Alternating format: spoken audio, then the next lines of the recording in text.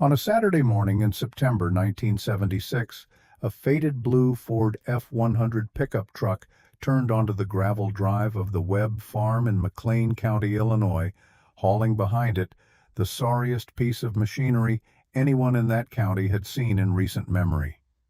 The flatbed groaned under the weight of a 1959 Massey Ferguson 72 combine 17 years old, its once bright red paint peeling away in sheets to reveal rust-freckled metal beneath. The header sat crooked, bent slightly to the left where someone had clearly hit something hard and never bothered to straighten it properly. 3 tines were missing from the reel, leaving gaps like broken teeth. A crack ran through the grain tank, patched with what looked like barn roofing tin and sealed with tar that had long since hardened into black scabs. The truck came to a stop in front of the machine shed. Behind the wheel sat a young woman 19 years old, brown hair pulled back in a practical ponytail that had seen too many days without proper washing. She wore a faded flannel shirt, light blue and worn thin at the elbows, and jeans stained dark with motor oil at the knees and thighs. Her hands gripped the steering wheel for a moment longer than necessary before she cut the engine. Standing on the porch of the white farmhouse, watching without expression, was Frank Webb. 68 years old, 6'2", even with the stoop that came from 50 years of bending over equipment and field work. He wore clean overalls, a seed company cap pulled low over gray eyes, and the kind of face that hadn't smiled genuinely since March 1973, the month his daughter died. His coffee cup sat forgotten on the porch railing, steam curling up into the cool morning air. Frank looked at the combine on the flatbed. Then he looked at the young woman climbing out of the cab. Then he looked at the combine again, as if confirming what his eyes were telling him couldn't possibly be true. "What is she doing on my property with that junk?" The words came out slow, measured the way a man speaks when he's trying to keep anger from overtaking sense. Caroline Harper stepped down from the truck boots crunching on gravel. She was thin, sun-darkened, the kind of lean that came from skipped meals and physical work rather than intentional effort. She wiped her hands on her jeans and looked across the yard at the old man on the porch. "Grandpa, I came to farm." The silence that followed lasted long enough for a crow to land on the fence post by the drive, assess both of them with black, intelligent eyes, and fly away again when it became clear nothing interesting was about to happen. "Your mother left farming 20 years ago. That's not what she told me before she died. Your father's dead." "I know. I was at his funeral." Frank descended the porch steps, each one deliberate, and crossed the yard toward the flatbed. He didn't look at Caroline, only at the machine. His hand reached out and touched the cracked grain tank, the bent header, the missing tines. He walked around to the engine compartment, a Perkins diesel that hadn't been properly maintained in what looked like half a decade, judging by the oil residue caked on the block and the rust eating through the mounting bolts. "And you're a girl. Farming isn't for girls. Mom was a girl. She could farm better than anyone. Your mother left because you told her she couldn't. She told me that a week before the cancer killed her." Frank's jaw tightened. He touched one of the missing reel tines, the jagged edge where it had broken off.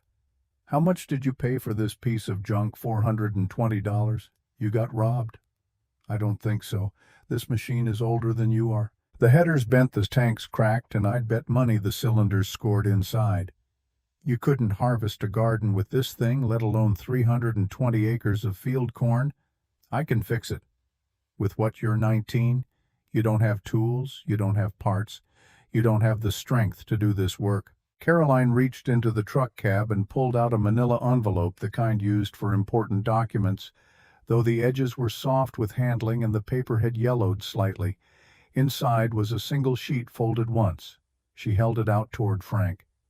"Read it, please." Frank stared at the envelope for a long time, the way a man stares at something he knows will hurt him but can't quite bring himself to refuse.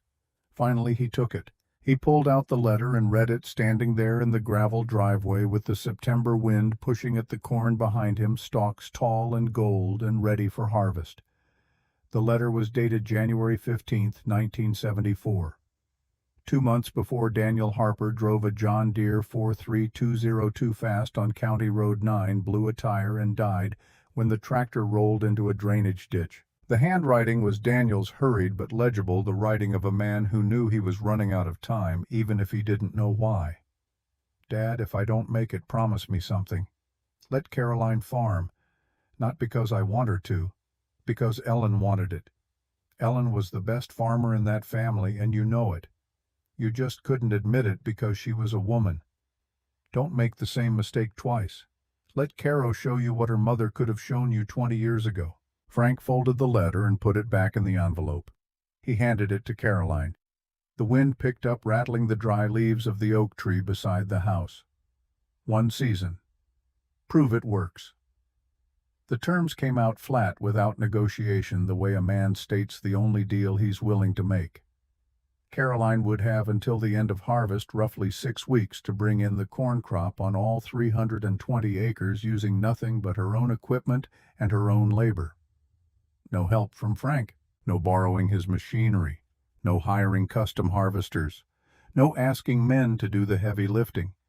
If she could do it, bring in the full crop before the first hard freeze with acceptable loss rates, Frank would deed over 160 acres to Caroline outright, half the farm. But if she failed, if the combine broke down permanently, if she couldn't finish in time, if the loss rate was above what Frank considered acceptable, Caroline would leave. No arguments, no second chances, gone. And one more thing. You don't touch the John Deere in the shed. That tractor doesn't move. Caroline agreed because she didn't have a choice.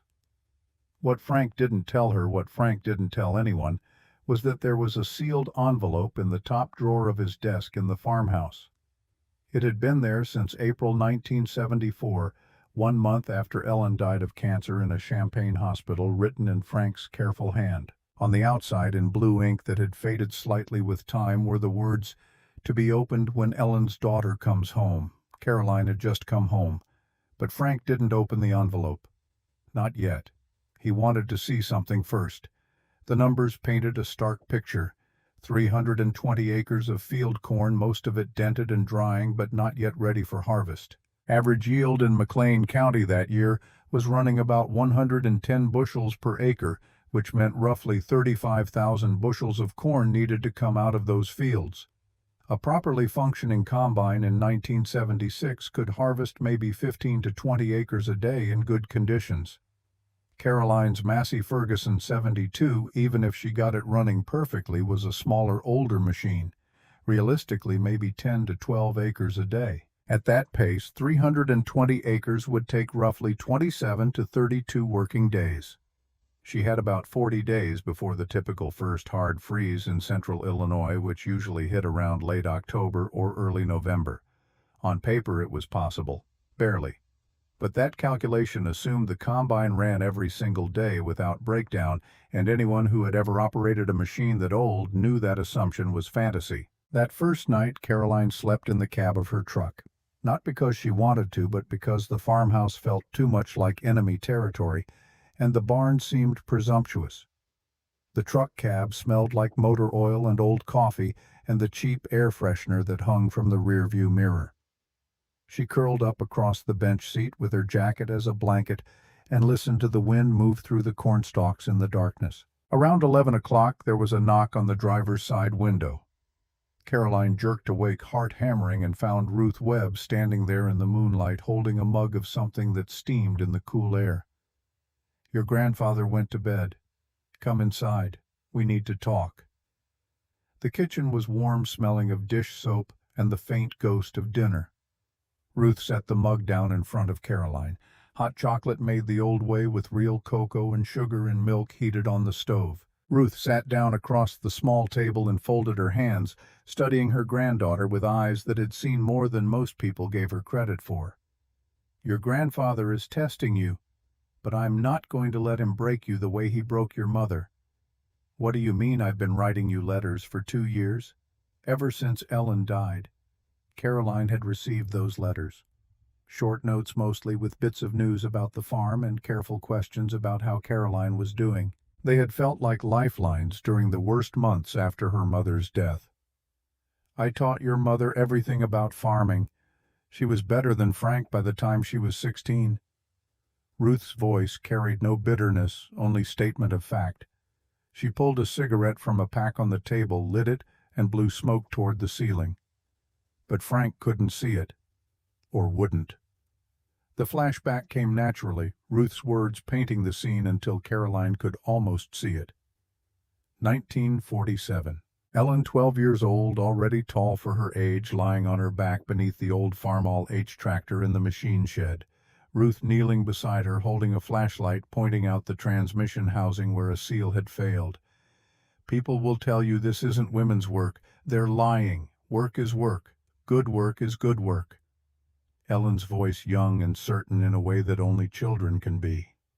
Why doesn't Dad let me drive the tractor? Because he's scared. Scared you'll be better than him. And you will be. Ruth stubbed out her cigarette and immediately lit another. The kitchen clock ticked, marking time in a house where time had felt frozen for too long. I won't fix the machine for you. That would prove him right that women need help. But I'll teach you. At night, after he goes to bed.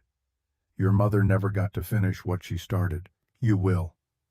Caroline wrapped her hands around the mug, feeling the heat seep into her palms. There's something else.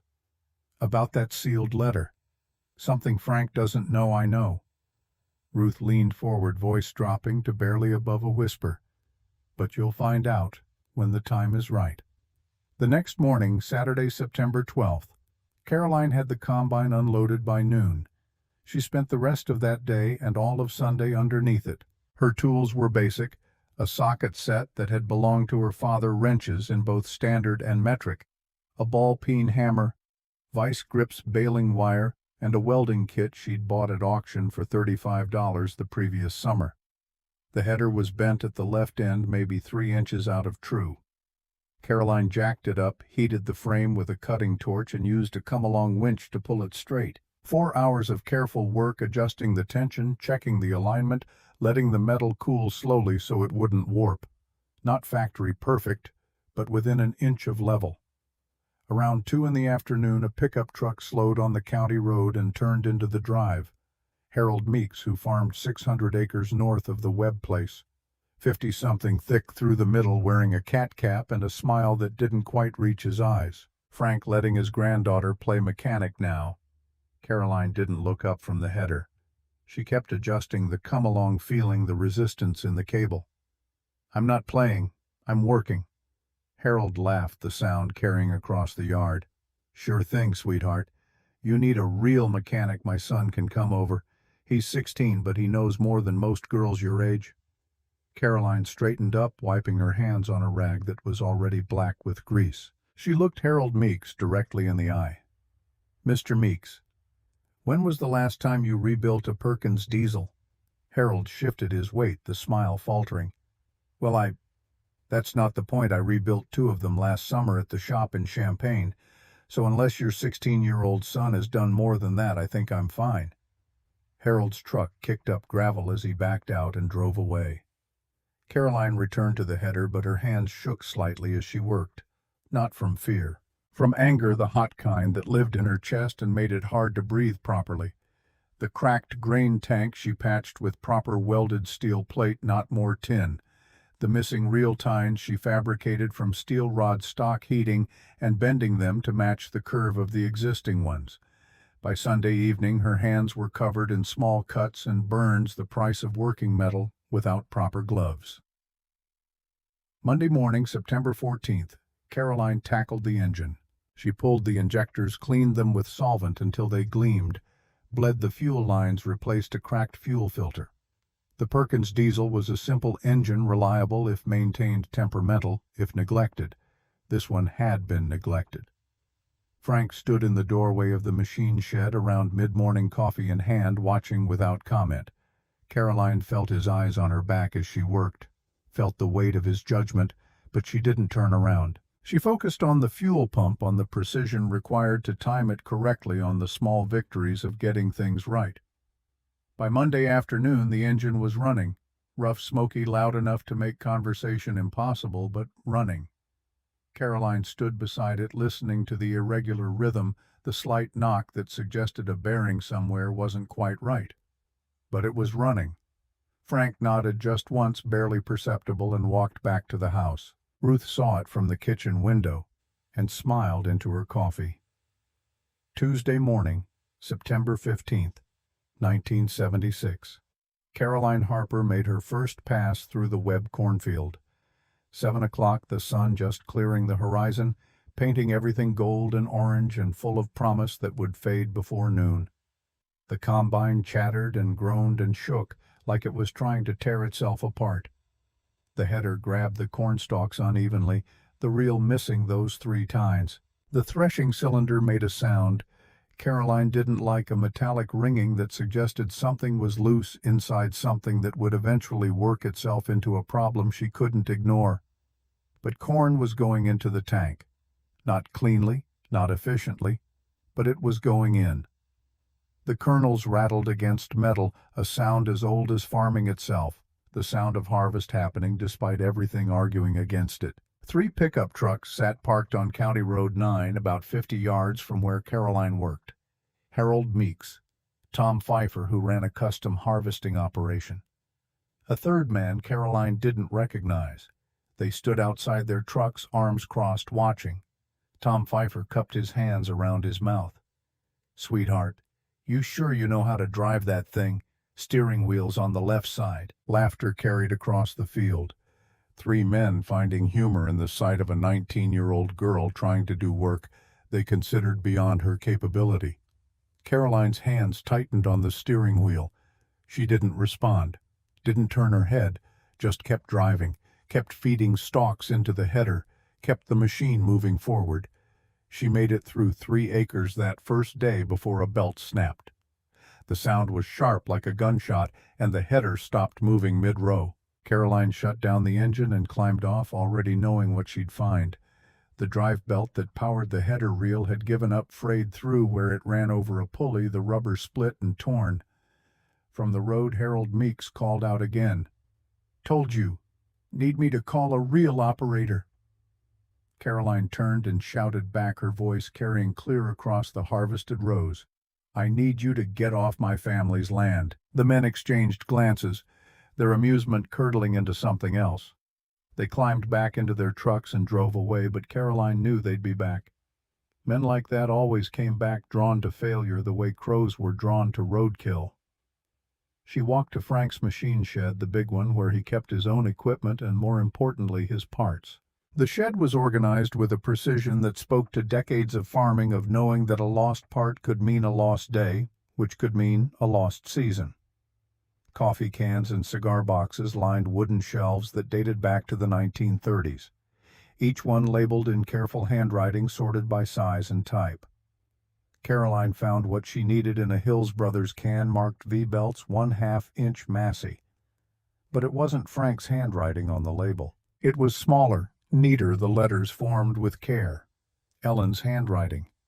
Ellen, who had organized this shed when she was 14 years old, who had labeled every part and put everything in its place, trying to prove to her father that she belonged here. Caroline touched the faded ink with one finger, feeling the connection across 23 years, across the barrier of death. Her mother's hand had written these words. Her mother's mind had created this system. Her mother had stood in this same shed, reaching for these same parts, doing this same work. She replaced the belt by flashlight at 10 that night, the temperature dropping into the 40s, her breath visible in the beam. When she finally crawled into the truck cab to sleep, her hands ached and her back screamed, and she smelled like diesel and sweat and the dry dust of corn. At 11:15, another knock on the window. Ruth again, this time with a plate covered in aluminum foil. Fried chicken still warm and mashed potatoes with butter pooling in the center. "Your mother organized all these parts when she was 14. She labeled every single can." Caroline accepted the plate, suddenly aware of how hungry she was, how little she'd eaten in the past 3 days. She wanted to prove to your grandfather that she was good at this, that she belonged here. Did it work? Ruth's smile was sad, the kind of expression that held more grief than anger. For a while, until he got scared. Wednesday. Caroline got through 7 acres. Thursday, 9. By Friday, she'd figured out the machine's rhythm, when to push, when to back off, how to angle into the rows to compensate for the header's slight remaining bend. She was averaging 10 acres a day, right at the bottom of her calculation. No margin for error. But here was the thing about old machines: they didn't break once they broke constantly. Small things. A bearing here, a chain link there, a hydraulic line that wept oil until it finally let go at the worst possible moment. Caroline spent 2 to 3 hours every evening repairing whatever had gone wrong that day and preparing for whatever would go wrong tomorrow. Frank came out of the house on Friday morning, the first time he'd approached the field since Caroline started. He stood at the edge of the harvested ground, hands in his overall pockets, watching her make a pass. When she came back around, he was still there. Their eyes met for just a moment, and Frank nodded. Not approval exactly. Acknowledgement. The difference was small, but significant. At the end of the first week, Caroline had harvested 52 acres. Exactly on pace, but just barely. Ruth brought coffee to the shed that night, sat on an upturned bucket, and watched Caroline grease the header bearings. "He's watching you different now. Not like watching a child trying to play farmer, like watching a farmer. He still thinks I'll fail. No, Caroline, he's afraid you'll succeed, because if you do, he'll have to admit something he's been denying for 40 years. What's that? That your mother was right, that I was right, that every time we told him women could farm as good as men, we were telling the truth, and he called us liars." Ruth set down her coffee cup and pulled out another cigarette. The match flare illuminated her face, deepening the lines around her eyes. 1953. Your mother was 18. Smart as anyone I've ever known and twice as capable. She got accepted to the University of Illinois Agriculture program. Full scholarship. She came to dinner that night so excited could barely sit still. Told Frank about it, told him she wanted to study farming, wanted to learn the science behind what we were doing out here. What did he say? Ruth exhaled smoke toward the rafters. He said no. Just like that. No explanation, no discussion. Just no. Ellen asked why, and he told her because women don't farm. Said she'd get married, raise children, that was her future. Not this. Caroline stopped greasing the bearing. Her hands suddenly still. Ellen stood up from that table, looked her father right in the eye, said, "What if I don't want that?" And Frank, he stood up too. Told her, "Then you're not my daughter." The silence in the shed felt heavy, pressing down. Ellen walked out. Didn't come back to this farm for 4 years. Not until she was pregnant with you, desperate nowhere else to go. And even then, Frank barely spoke to her. Treated her like she'd committed some crime by wanting to do the work she was better at than he ever was. Ruth crushed out her cigarette under her heel. She died thinking she'd failed Caroline. Died thinking her father was right, that she wasn't good enough, that women really couldn't do this work. Don't you let Frank do the same thing to you. I won't. Good. Because that machine out there, that beat-up old Massey Ferguson, it's not just harvesting corn, it's harvesting your mother's dream. The one Frank killed when he told her no. Saturday morning, September 18th. Caroline was up at 5. The plan was to push hard, maybe get 12 acres if the machine cooperated, make up some buffer against the inevitable breakdown that was coming. She could feel it the way sailors felt storms, a pressure building, something ready to give. Frank was already awake, sitting on the porch with his coffee, watching the eastern sky lighten. As Caroline walked past toward the shed, he spoke. "Your mother used to get up this early, couldn't sleep when there was work to do." Caroline stopped, turned. Frank wasn't looking at her, just staring out at the fields. She was a good farmer, better than she knew. It was the closest thing to an apology Caroline was going to get, and they both knew it. She nodded and kept walking, but something had shifted, some small crack in the wall Frank had built around himself. That day, Caroline harvested 11 acres. The machine ran better than it had all week, as if sensing her need, responding to careful maintenance and steady hands. The corn flowed into the tank in a golden stream, and for the first time since arriving, Caroline allowed herself to think that maybe, just maybe, this was actually possible. Sunday she rested, not because she wanted to, but because the machine needed it. She spent the day going over every system, tightening bolts, replacing worn parts, preparing for the weeks ahead. Ruth brought lunch to the shed, sat with her, told stories about Ellen that Caroline had never heard. Small things. The time Ellen had stayed up all night to repair a planter before spring planting, the way she could diagnose engine problems by sound alone, the careful notes she kept about soil conditions, crop rotations, yields. Your mother kept journals, wrote everything down. I've still got them up in the attic. Thought maybe you'd want to read them sometime. I would. Not yet, though. After you finish this harvest. After you prove what needs proving. Then you can read about how your mother tried to do the same thing 23 years ago and how your grandfather stopped her. Caroline wiped grease from her hands, looking at the old woman across the shed. Why did you stay with him? After what he did to her, Ruth considered this, taking her time with the answer. Because I loved him. Still do, even when he's being a stubborn fool. And because I thought maybe eventually he'd see what he'd done. What he'd lost. Took Ellen dying for that to start happening. But it's happening now. You being here doing this, it's forcing him to look at all of it again. Is that why you wanted me to come part of it? The other part is, you deserve this. This land, this farm, this work. It's as much yours as it was Ellen's. And she wanted you to have it. Told me so before she died. Made me promise I'd make sure Frank knew you were coming. Caroline felt tears prick at her eyes, the first time she'd cried since arriving. Not from sadness exactly. From the weight of carrying something bigger than herself, bigger than just one harvest season. That night, sleeping in the truck cab again, even though Ruth had offered the house, Caroline dreamed of her mother.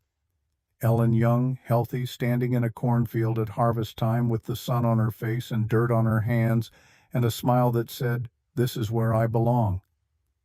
In the dream, Ellen turned and saw Caroline, and her smile grew wider. "You're doing it, baby. You're doing what I never could." Caroline woke with tears on her face and the certain knowledge that failure wasn't an option. Not for her. Not for Ellen. Not for all the women who'd been told, no, you can't. That's not for you, when they knew in their bones they were meant for exactly this. Monday morning, September 20th. She was back in the field at dawn, and the Massey Ferguson 72 roared to life like it had never doubted her for a moment. By September 30th, Caroline had completed 162 acres, slightly ahead of schedule because she'd gotten faster as she learned the machine's peculiarities, the small adjustments that made the difference between 8 acres a day and 12. But the combine was deteriorating in ways that worried her. The engine burned more oil with each passing day, leaving blue smoke hanging over the fields. The threshing cylinder bearings had developed a whine that grew louder each morning. The hydraulic system was losing pressure somewhere, making the header sluggish to raise and lower, adding precious seconds to every turn. Something else had changed too. Frank had started coming out of the house. Not to help, not to talk, just to watch. He'd stand by the machine shed in the early morning coffee steaming in his hand and observe Caroline as she performed the daily ritual of checking fluid levels, greasing fittings, listening to the engine for new sounds that meant new problems. He'd be there in the evening too, sometimes a shadow in the doorway as she worked under the harsh light of a trouble lamp replacing parts that had failed during the day. On the evening of September 25th, Caroline came back from the field to find a plate on the tailgate of her truck. Fried chicken, mashed potatoes, green beans from Ruth's garden, still warm. A note underneath written in Frank's careful handwriting, just 2 words. Keep going. Caroline sat in the truck cab and ate that chicken with tears running down her face. Not from sadness. From the slow, painful thaw of something frozen, the first acknowledgement that maybe, just maybe, her grandfather saw her as something other than a mistake that needed correcting. Ruth found her there, saw the tears, climbed into the passenger side without asking permission. He's changing. Slow, but it's happening. Why now? Why not when Mom was alive? Because seeing you do this is forcing him to face what he did to her. Can't hide from it when it's right in front of him every day. Ruth pulled out a cigarette, then thought better of it in the confined space. Your mother tried this same thing in 1969. Not a harvest bed exactly, but close enough. Frank's hired hand quit right before wheat harvest took a job in Bloomington that paid better. Frank was scrambling, didn't know what he was going to do. Ellen was 14. Told him she could run the combine, could bring in the wheat herself. What happened? Frank laughed. Not mean, not exactly. But he laughed. Told her she was too small, too young, too girl. Hired a custom crew instead, paid them twice what the hired hand would have cost. Ellen didn't speak to him for 2 months after that. Caroline wiped her eyes with the heel of her hand. How did she stand it? Living here knowing he thought that about her? She didn't. Moved out as soon as she could. Married your father partly to get away. Daniel was ambitious, talked about having his own operation someday. Ellen thought maybe with him she could actually farm instead of just dreaming about it. That didn't work out. No. Daniel wanted to farm, but he wanted to do it Frank's way. Big equipment, big debt expansion at any cost. Ellen tried to tell him it was dangerous, tried to show him the numbers. He wouldn't listen. Men rarely listened to women about farming back then. Still don't, mostly. Ruth opened the truck door, letting in the cool evening air. Point is, Ellen spent her whole life trying to prove she belonged in fields and barns and machine sheds. Spent her whole life being told she was wrong. Died thinking she was wrong. You finishing this harvest, it's not just about you. It's about proving she was right all along. The next week passed in a blur of diesel smoke and corn dust and machinery that ran on determination as much as fuel. Caroline's hands developed new calluses over old ones. A hydraulic line burst on Tuesday, spraying hot oil across her arm before she could shut down, leaving a burn that Ruth treated with aloe and bandages. Wednesday, the header drive chain jumped its sprocket mid-row, requiring 2 hours of work with pry bars and profanity to get it back in alignment.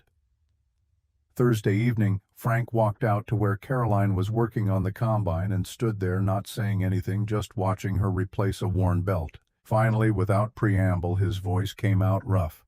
Your mother could have run this whole operation, by herself, better than I ever did. Caroline's hand stilled on the belt tensioner. I know. I was scared. Of what people would say. Of what it meant about me that my daughter was better at my job than I was. She didn't need Frank to say more. The admission hung in the air between them, heavy with all the years of refusal, all the opportunities lost, all the damage done that couldn't be undone. Frank turned and walked back to the house, and Caroline returned to the belt.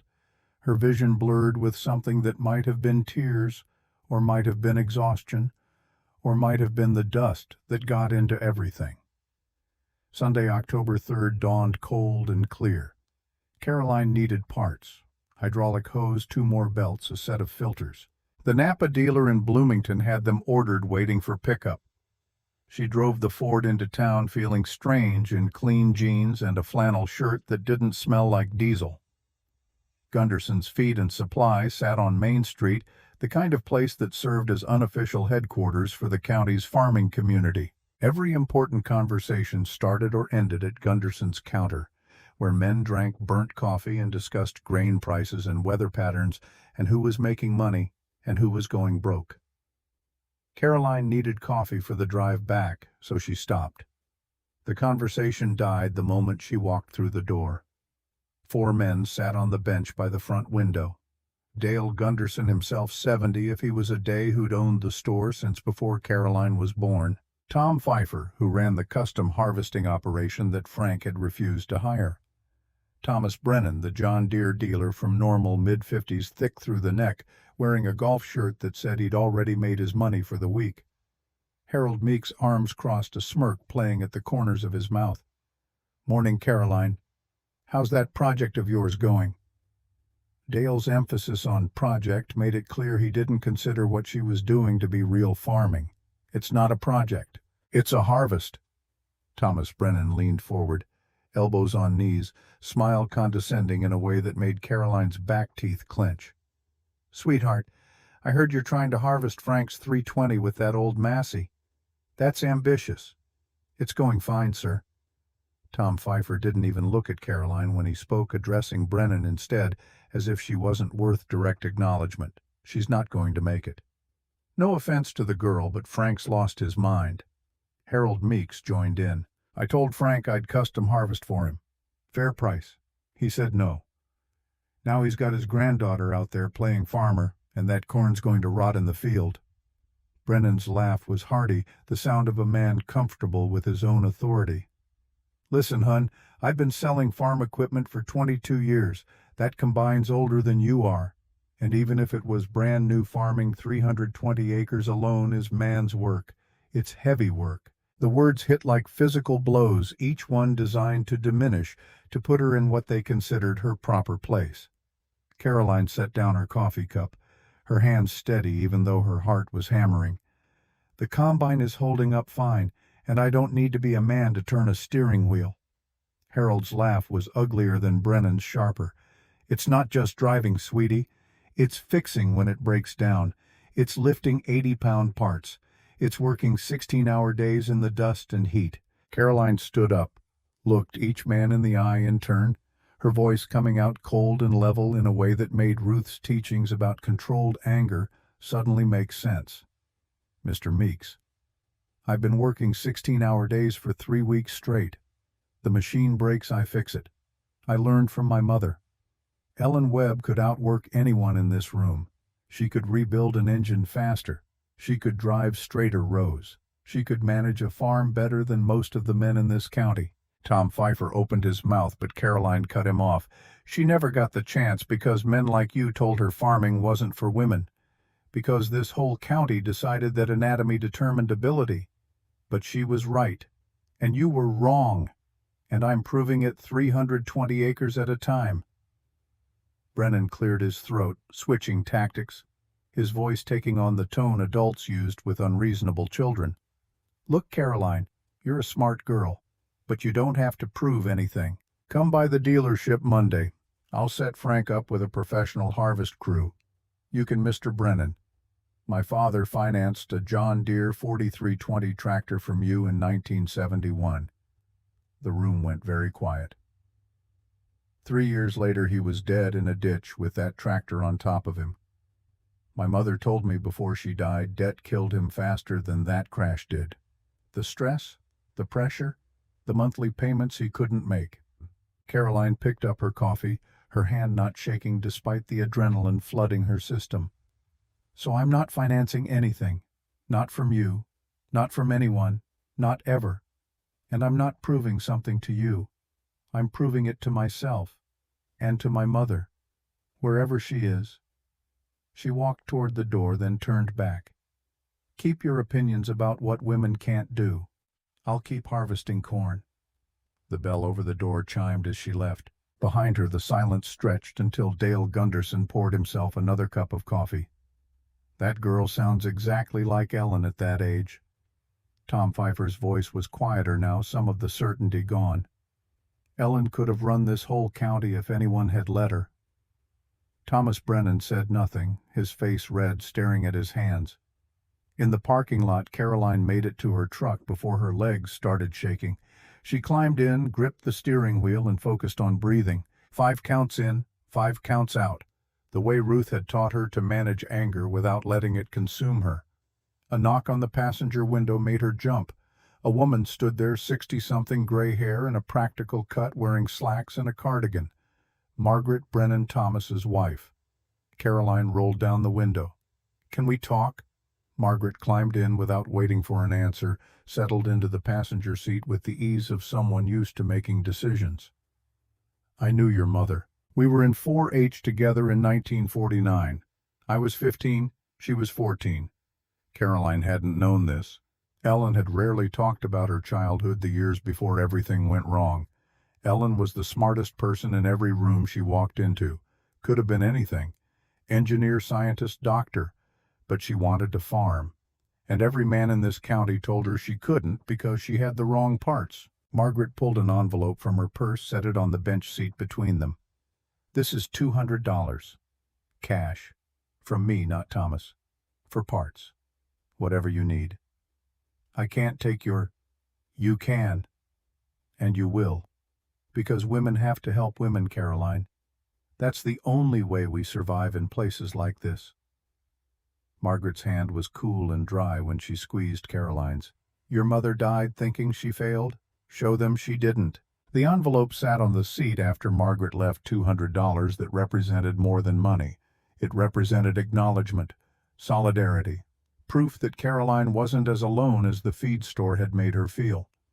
She drove back to the farm with the radio off, thinking about her mother at 14 in a 4-H meeting, probably the smartest person there, already knowing what she wanted, already being told no. The rain started on October 8th. Not gentle autumn drizzle, but cold, steady downpour that turned the fields to mud and the sky to iron. Caroline sat in the truck cab for 3 days watching water stream down the windshield, doing math in her head that never came out favorable. 172 acres done, 148 to go. If the rain stopped by the 11th and the fields dried for 2 days, she could start again on the 13th. That would give her roughly 22 days before the average first hard freeze. 148 acres divided by 22 days meant just under 7 acres per day. Possible if nothing broke. Catastrophic if anything did. Ruth brought coffee to the truck on the second day of rain, climbed in, and they sat together in silence for a while, just listening to the drumming on the roof. "Your mother sat through a storm like this in '69, June, right before wheat harvest. Rained 5 days straight. What did she do? She waited. Didn't complain. Didn't panic. Just waited. And when the rain stopped, she brought in the crop. 280 acres in 3 weeks. Did Grandpa thank her? Frank never thanked her. Never said she did a good job. Just moved on to the next thing like her work didn't matter." Caroline watched water run in rivulets down the windshield. Did she ever forgive him? I don't know. She never got the chance to tell him. Died with all that anger still inside her, eating at her alongside the cancer. The rain stopped on October 10th.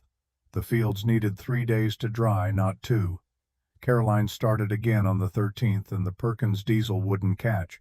She cranked the starter until the battery was nearly dead, listening to the engine turn over and over without firing. Fuel system. Had to be. She'd checked everything else. 20 minutes of diagnosis confirmed what she'd feared. The injection pump had failed. Not worn out, failed. The internal components had seized, probably from years of inadequate maintenance before she'd bought the machine. This wasn't something she could fix with wrenches and determination. This required a replacement, and replacement parts for 1959 Perkins diesels weren't exactly sitting on shelves. Caroline called every parts dealer within 100 miles. The conversations blurred together into variations on the same theme. Don't have it. Can't get it. Have you tried letting someone else handle this? The salvage yard in Terre Haute, Indiana, had one, 3 hours away. $350, which was most of what Caroline had left after buying the machine and the initial repairs. The yard closed at 5. It was 2 in the afternoon. I'll be there in 2.5. The man on the phone sounded skeptical. That's cutting it close, miss. Then I better drive fast. She made it with 15 minutes to spare. The Ford's speedometer buried at 80 on the straightaways. Caroline's knuckles white on the wheel. The salvage yard owner was a man named Walter Price, 65 if he was a day Marine Corps, tattoo faded on his forearm. You're awful young to be buying tractor parts by yourself. Your boyfriend send you? Caroline was tired, covered in grease from the morning's diagnostic work, and in no mood for assumptions. I don't have a boyfriend. I have a farm. You going to sell me that pump or lecture me about my age? Walter's grin transformed his face from skeptical to delighted. I like you, kid. Pump's $350, but I'll do $300. You remind me of my wife. She ran this yard for 20 years while I was overseas. Nobody thought she could. She did it better than I ever could. He handed her the pump wrapped in newspaper. Go prove them wrong. The drive back took longer because Caroline kept to the speed limit, couldn't risk getting pulled over with a pump sitting on the seat beside her, worth more than everything else she owned combined. She reached the farm at 8:30, temperature already dropping into the 30s, frost threatening. Under the truck's headlights, Caroline began the repair. The old pump came off with difficulty, bolts seized by rust and time. Two of them broke, the heads shearing off, requiring drilling and retapping. Work that would have been frustrating in daylight became nearly impossible in darkness, working by headlight and flashlight and pure stubborn refusal to quit. Around midnight, Ruth appeared with a thermos of coffee and a heavier work light. "I couldn't sleep. Figured you might need this." Ruth didn't try to help with the mechanical work. She just sat on an upturned bucket, holding the light steady, keeping Caroline company in the cold darkness. The temperature dropped to 38 degrees. Caroline's hands grew numb, fingers refusing to grip tools properly. She'd warm them under her armpits, then go back to work, then warm them again. "Your mother did this once. 1968. Rebuilt a fuel pump on the old farm all in the middle of wheat harvest. Took her all night. Frank never knew." "Why didn't she tell him?" "Because she knew he'd say she shouldn't have had to do it, that it was too hard for a woman. So she just did it, kept quiet, added it to the long list of things she did that Frank never saw." Ruth poured coffee into the thermos cup, handed it to Caroline.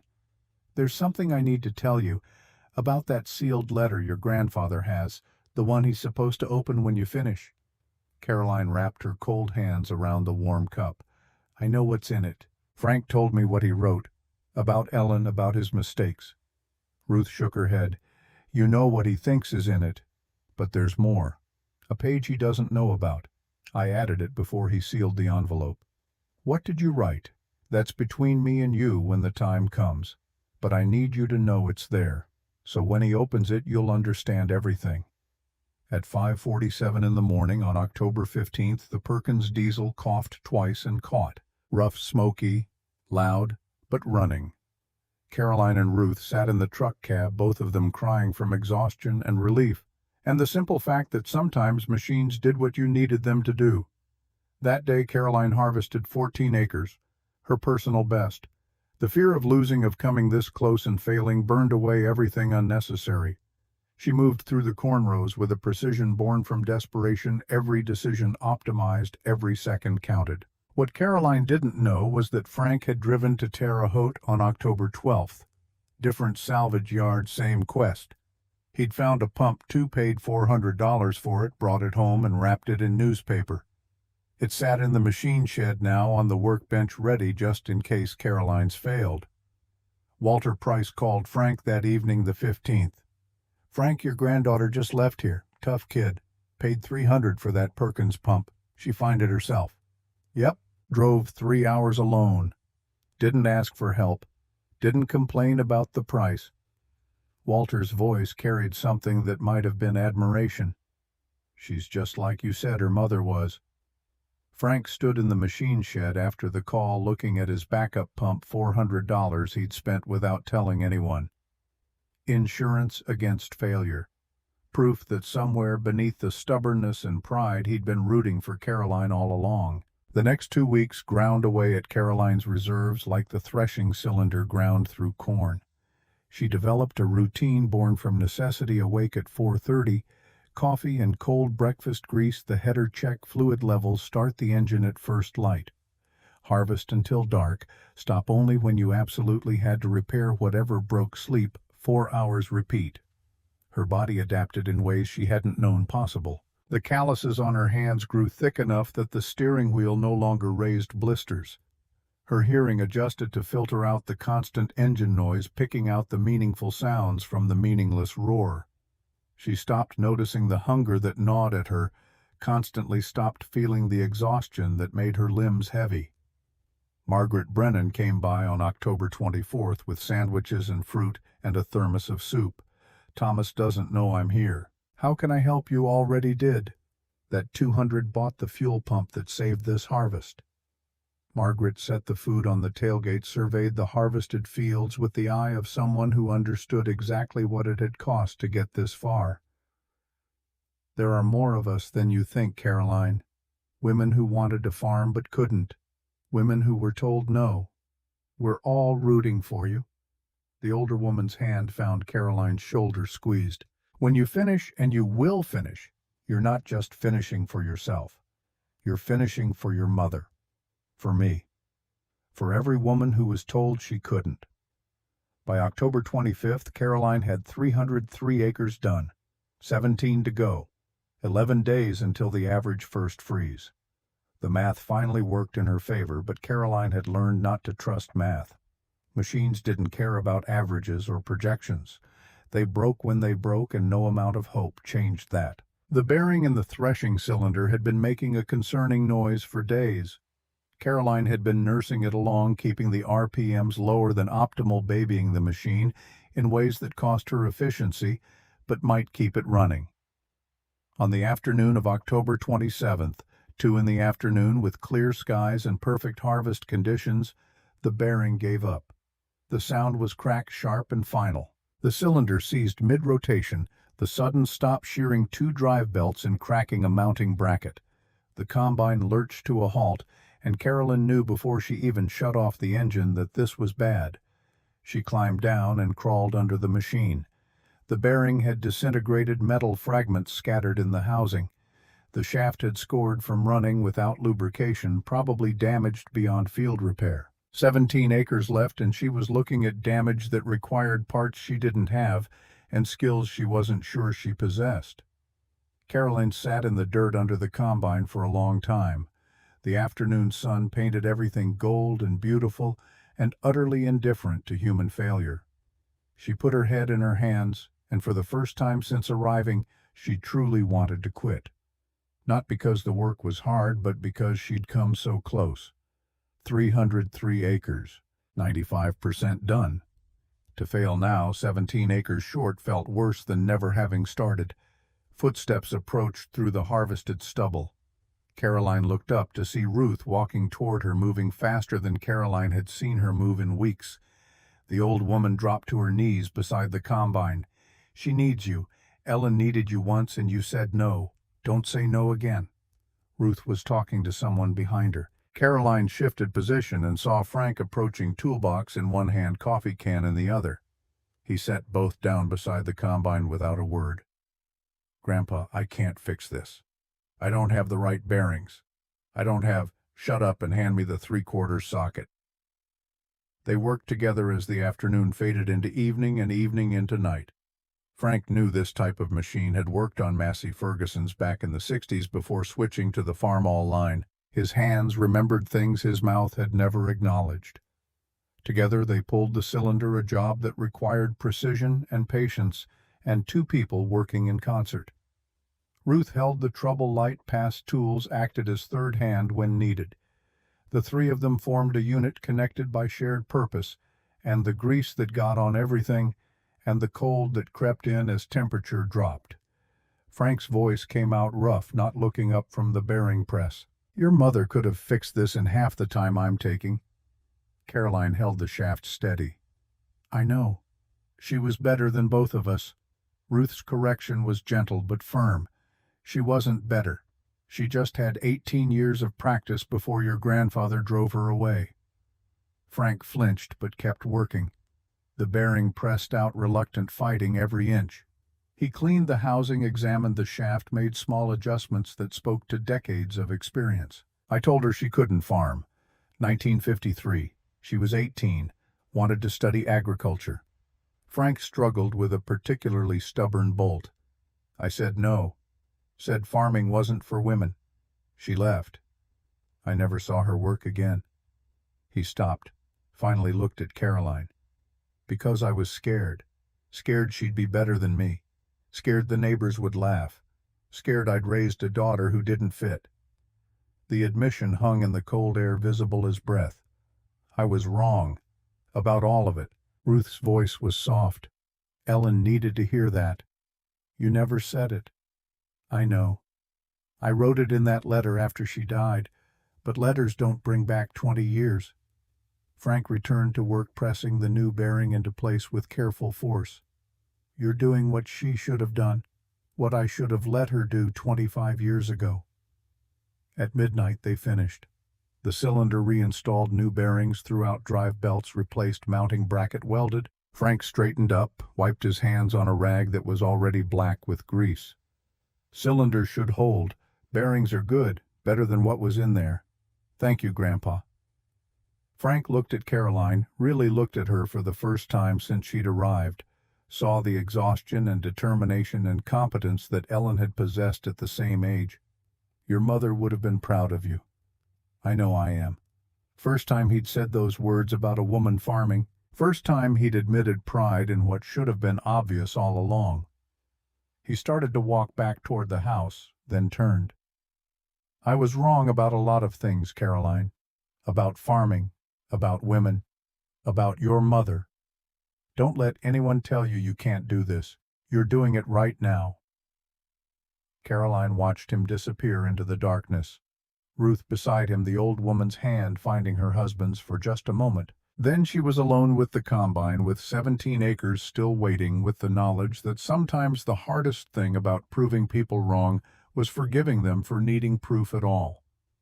The next 4 days passed in steady rhythm, the combine running smoother with Frank's bearings than it had since Caroline bought it. October 28th through 31st, she averaged 12 acres per day, the machine responding to careful maintenance and the knowledge that came from understanding rather than just operation. The cylinder held. The belts didn't slip. The hydraulics maintained pressure.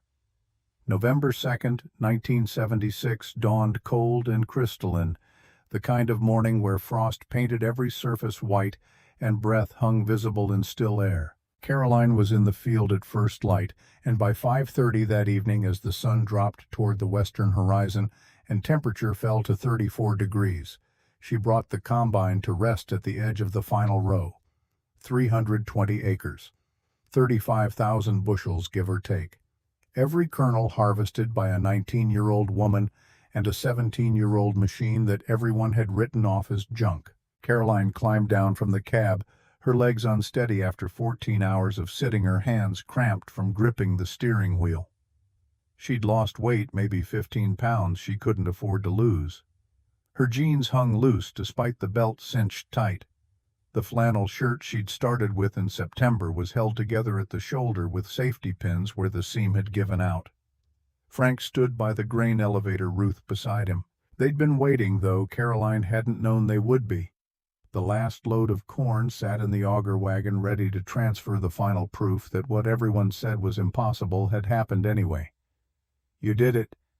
Frank's voice carried no surprise, only acknowledgement of fact. Yes, sir. Your combine's shot. Cylinder won't last another season. Headers bent worse than when you started. Engines burning a quart of oil every 3 hours. I know. We'll rebuild it this winter. All 3 of us.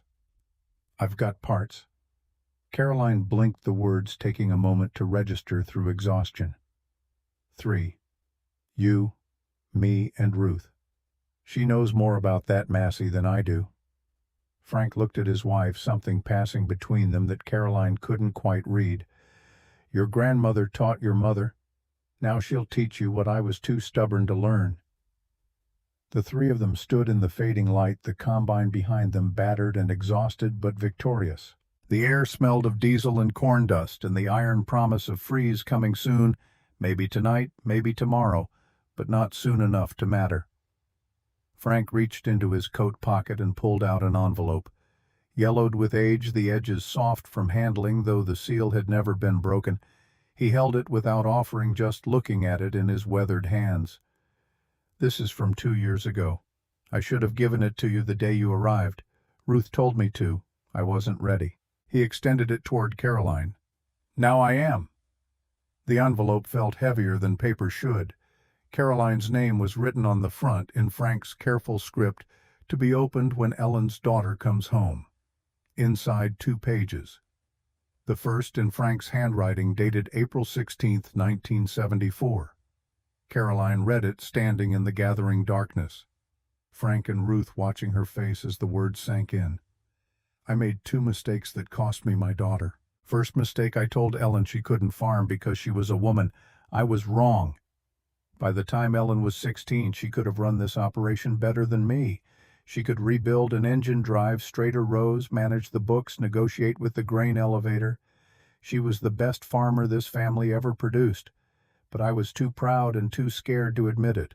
Proud because admitting she was better meant admitting I was wrong. Scared because if I let her farm, the neighbors would laugh. They'd say Frank Webb couldn't control his own daughter. They'd say I wasn't man enough to run my own farm. So I told her no.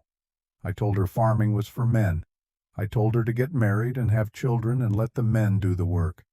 She left, and I let her go. Second mistake, I never told her I was wrong. Not once. Not even when she was dying of cancer in that hospital in Champaign. I visited her 3 times. 3 times I sat there next to her bed. 3 times I almost said, "I'm sorry, you were right, you could have farmed, I was wrong." But I didn't. I was too proud, too stubborn. She died thinking she'd failed, thinking she wasn't good enough, thinking I was right about her. If Ellen's daughter comes to this farm, Caroline, don't make the same mistakes. Don't tell her she can't do it because she's a girl.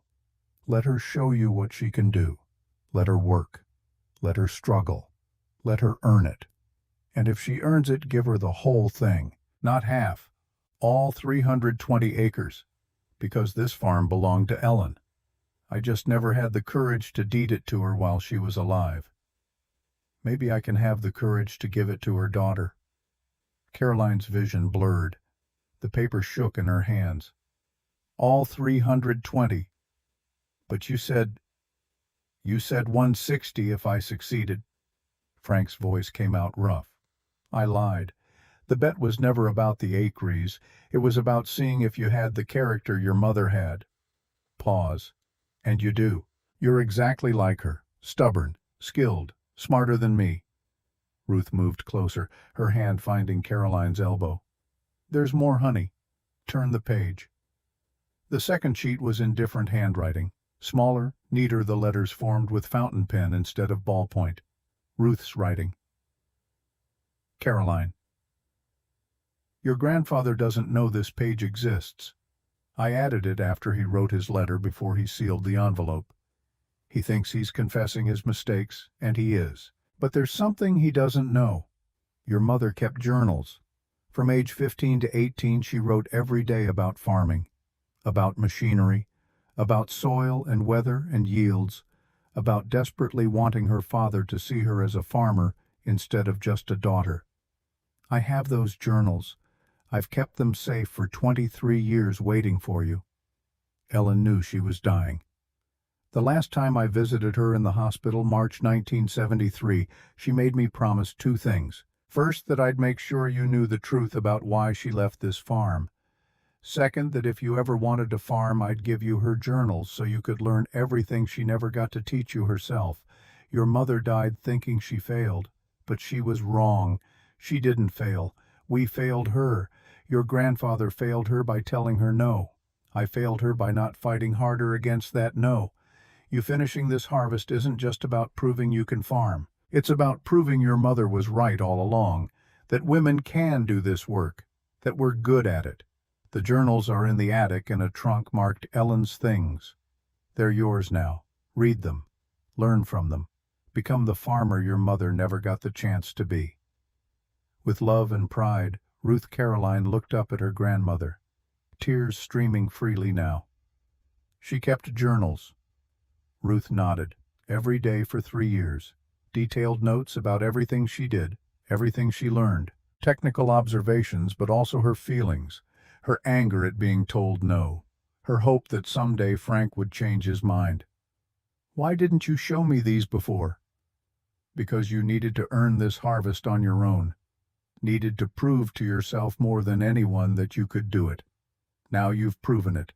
Now you're ready to learn from what your mother wrote. Frank's voice was broken barely above a whisper. I visited your mother in the hospital. March 1973. Week before she died. She was so thin. Cancer ate her up. She looked 60, not 38. He stopped struggling. I sat there for an hour, held her hand. She woke up once, looked at me, said, "Hi, Dad." Frank's face crumpled. I wanted to say I'm sorry. I wanted to say she was right, that she could have farmed, that I was wrong, that I was proud of her. He covered his eyes with one hand, but I didn't. I just sat there, and then I left. And she died 3 days later thinking I still thought she was a failure. Caroline moved without thinking, her hand finding her grandfather's shoulder. She knew Grandpa. Mom knew. How? Because she told me. A week before she died. She said, "Your grandpa's stubborn, but he loves me. He just doesn't know how to say it." Frank completely broke then, the kind of crying that came from decades of held-back grief. Ruth moved to his other side, and the three of them stood there in the darkness that had fallen while they read, holding each other against the cold and the weight of all the years that couldn't be undone. That winter they rebuilt the Massey Ferguson 72 together. New cylinder, new bearings throughout, header straightened properly this time and reinforced. They repainted it the red, bright and perfect, in a way it hadn't been in years. The work happened in Frank's heated shop, the three of them developing a rhythm. Frank teaching techniques he'd learned over 5 decades. Ruth adding insights from her own years of maintenance work, Caroline absorbing it all with the hunger of someone who knew she was learning more than just mechanics. Between work sessions, Caroline read Ellen's journals. The first entry was dated June 1st, 1950. Ellen had just turned 15. "Dad won't let me drive the 4020, says I'm too small. But I drove it anyway when he went to town. Plowed the South 40 in 4 hours. He did it in 6. Maybe someday he'll see that I'm not too small. I'm just better at it than he is." The last entry was dated September 3rd, 1953. Ellen 18, 3 days before she left. "Dad said I can't go to U of I to study agriculture. He said farming is for men. I asked him why. He said because that's how it's always been. I said that's not a reason. He got mad. Told me to leave the table. So I did. And I'm never coming back. If he can't see me as a farmer, then he doesn't see me at all." 3 years of daily entries. Technical observations about crop rotation, soil amendments, equipment, maintenance. But also raw emotional honesty about feeling invisible, about working harder than anyone, and receiving no recognition, about the slow death of hope that came from hearing no over and over until you started to believe maybe they were right. Caroline read every entry twice, taking notes, learning not just farming techniques, but also the cost of being a woman in a world designed to exclude you. Spring, 1977. She planted her first crop, 320 acres of corn using seed Frank recommended, and techniques Ellen had perfected and written about in her journals. Ruth taught her the business side, record-keeping, tax planning, grain marketing strategies that maximized profit. By harvest that year, Caroline had internalized what her mother never got to use, that successful farming was 50% agronomy and 50% economics. 1978. Margaret Brennan approached Caroline with a proposal, a workshop for women interested in farming. 8 women showed up to the first session held in the basement of the Methodist Church. Caroline taught machinery maintenance and field operations. Margaret covered marketing and cooperative organizing. By 1980, the workshop had 25 regular attendees. Thomas Brennan changed too, though the transformation was slower, harder one. In 1979, he started taking women farmers seriously when they came to his dealership. Stopped with the sweethearts and honeys and condescending smiles. By 1982, he'd hired his first female salesperson, Linda Morrison, 28, who sold more equipment in her first year than 2 of his male employees combined. But the real test came with the farm crisis of the 1980s. Interest rates climbed to 15%, then 18%. Corn prices collapsed to $2 a bushel when production costs ran over $3.20. Land values dropped 40% in 3 years. The landscape of central Illinois transformed from prosperity to desperation almost overnight. 11 farms within 10 miles of the Webb place went to auction between 1982 and 1986. Caroline attended some of those sales, stood in the back, watched men she'd known her whole life sell equipment and livestock and land that had been in their families for generations. watched Thomas Brennan buy repossessed tractors for pennies on the dollar and resell them to the next round of optimists who thought debt was the path to success. 3 of those 11 farms failed because husbands had made borrowing decisions without consulting wives who kept the books and knew the numbers didn't work. Dorothy Mitchell's husband borrowed $180,000 to expand, lost everything in 1983. Sarah Pfeiffer's husband Tom borrowed $220,000 for new equipment, gone by 1984. Helen Meeks watched Harold borrow $150,000 against land his grandfather had bought for cash in 1920. Auction in 1985. Caroline and Margaret formed a support group for these women, teaching them how to run farms independently after their husbands' ambitions had destroyed family operations. By 1986, Dorothy Mitchell was leasing 120 acres and farming it herself, profitable, debt-free. Caroline never came close to losing the farm. Her operating costs were so low, paid-for equipment, no land payments, minimal overhead, that she could survive at prices that bankrupted neighbors. While others needed $3.50 per bushel just to break even, Caroline made money at $2. The lesson Ellen had tried to teach Daniel Harper, the lesson Frank had refused to acknowledge until it was too late: debt kills patience, wins. In March 1985, Caroline was invited to speak at the State Farm Bureau meeting in Springfield. She stood at a podium in a room with 300 farmers, 95% male, and delivered a speech that newspapers would quote for years. "My name is Caroline Harper. I farm 320 acres in McLean County. I've been farming for 9 years. I've never taken a loan. I've never financed equipment. I've never missed a property tax payment." Pause for effect. The farms that survived this crisis look at who managed the books. In most cases, it was the wives. The farms that failed look at who made the decisions. In most cases, it was the husbands, acting alone, borrowing based on ego, not math. The room stirred, uncomfortable. My mother taught me farming isn't about muscles. It's about brains and discipline. It's about doing the math. It's about saying no when everyone else says yes. Caroline looked around the room, made eye contact with several men who'd told her she couldn't farm. "Half the men in this room told me I couldn't farm because I'm a woman. Where are their farms now?" Silence.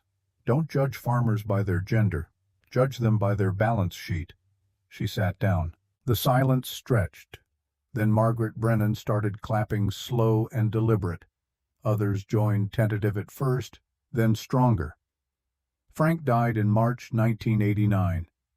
81 years old, went to sleep in his chair by the window overlooking the south field and didn't wake up. Ruth found him in the morning, reading glasses, still on Prairie Farmer magazine, open to an article about no-till planting.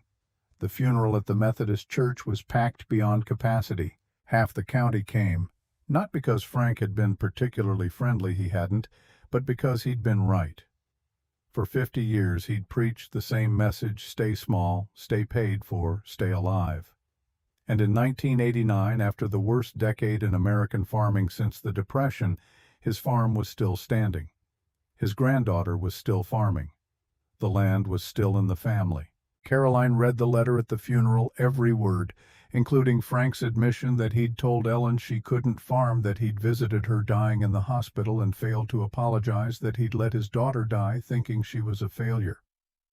When she reached the line about Ellen dying while thinking she wasn't good enough, half the church was crying. Several older men had their heads bowed, shoulders shaking. They'd done the same thing to their own daughters, and Caroline's words forced them to face it. At the reception afterward, Thomas Brennan approached. He was 62 now, thinner than he'd been in 1976, the gold watch long gone sold during the lean years. "Caroline, I need to tell you something I should have said 13 years ago." She turned, surprised by the rawness in his voice. "October 1976, Gunderson's feed store.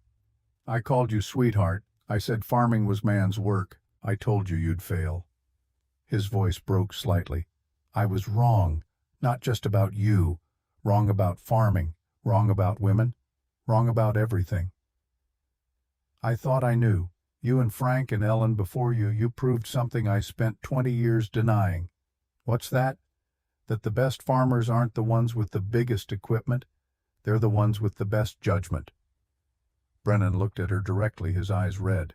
I sold equipment to 47 farmers who lost everything in the 80s. Men who borrowed because I told them to. Men who trusted me. I never sold a single piece to you, and you're still standing. Caroline extended her hand. Thank you for saying that, Mr. Brennan. He shook it, held on longer than necessary. Your mother could have changed this whole industry if we'd let her. I'm just glad we didn't make the same mistake with you.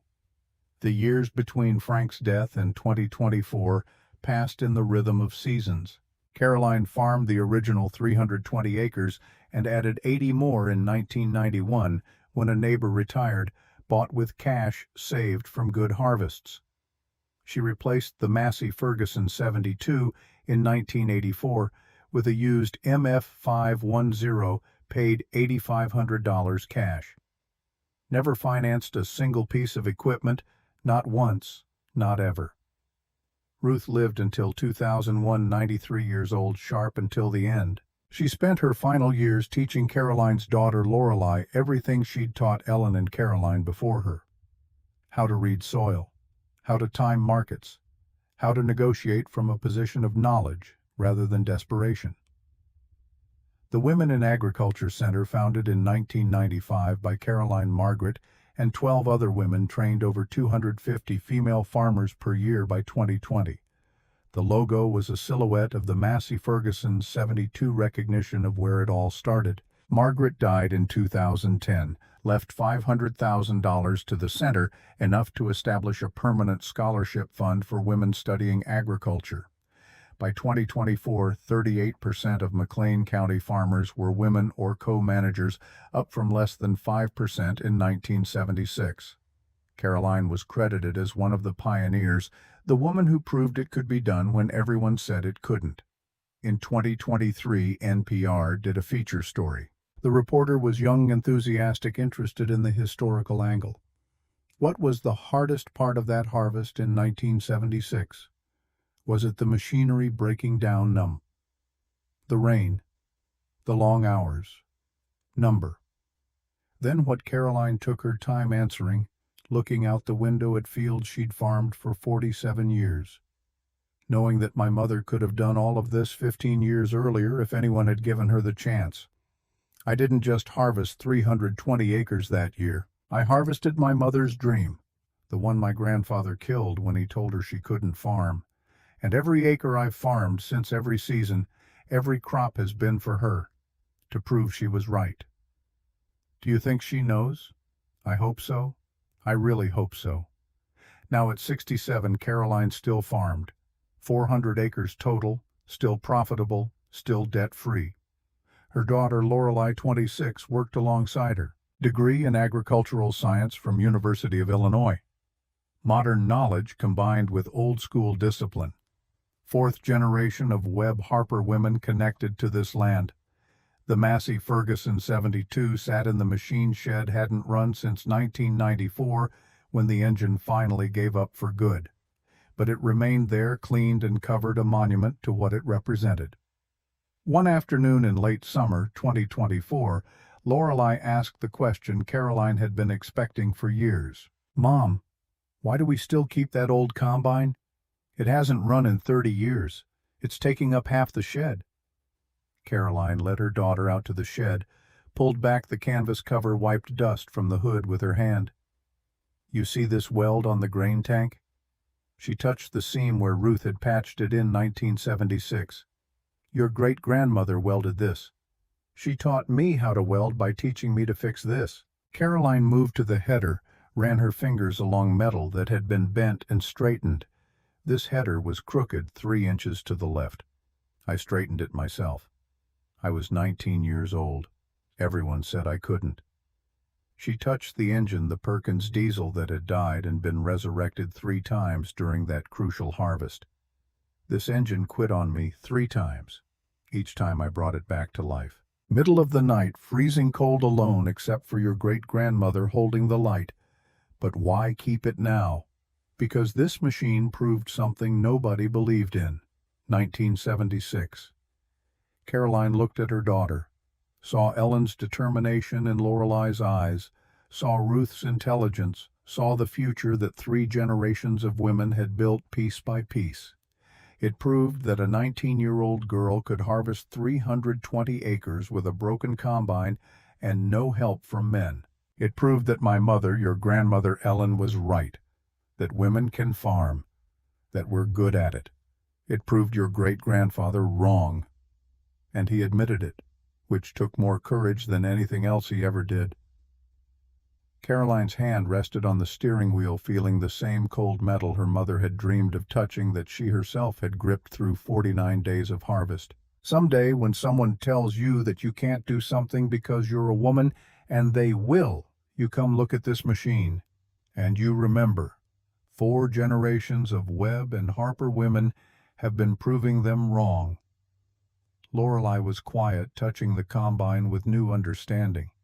She'd grown up hearing stories, but stories were different from standing here, hands on the actual machine, feeling the weight of history made tangible. The light through the shed door turned golden as afternoon aged toward evening.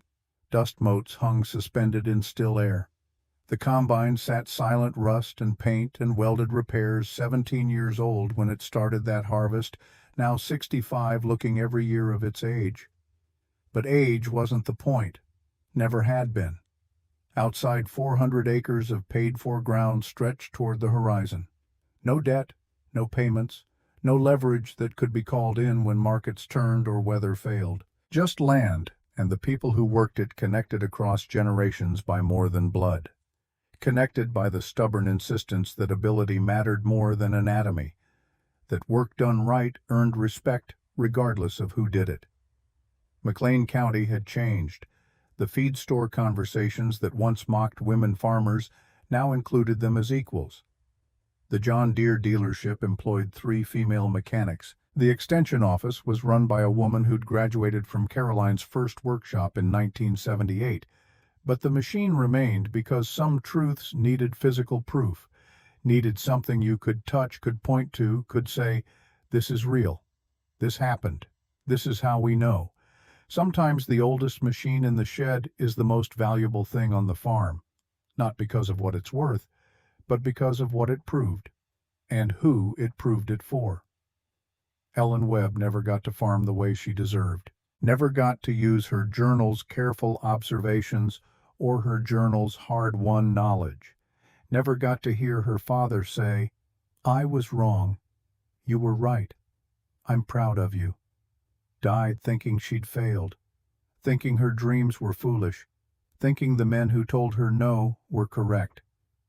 But her daughter finished what she started, harvested the dream Ellen planted, proved the truth Ellen knew but never got to demonstrate, and her granddaughter would carry it forward, and great-granddaughters after that, each one standing on shoulders of the previous, each one farming land that Ellen loved and was denied, each one proof that progress happens slowly, but it happens. The combine sat silent in gathering shadows, holding its secrets, remembering 49 days when a girl and a broken machine changed what was possible in McLean County, Illinois. Changed it not through speeches or legislation or dramatic confrontation, but through the simple act of doing what everyone said couldn't be done. Rust and paint and determination, 320 acres at a time.